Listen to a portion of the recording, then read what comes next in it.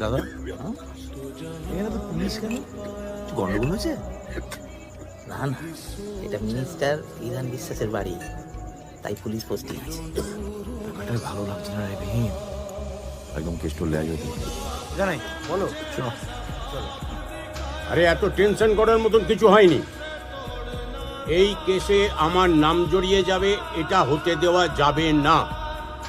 মানে আমি হতে দেব না। কেষ্ট, স্যার, কোর্টে নেক্সট হিয়ারিং এর আগে রণজয়কে জেলের ভেতর মেরে দে। দেখিস যেন সুইসাইড মনে হয়। Just a minute. এসা কেমন আছো? তোমার সাথে ধুতিকে নিয়ে একটু কথা ছিল। সরি, আমি কিছু জানি না। এসা, আমি জানি রাজবীর তোমায় ভয় দেখাচ্ছে, ব্ল্যাকমেলও করছে।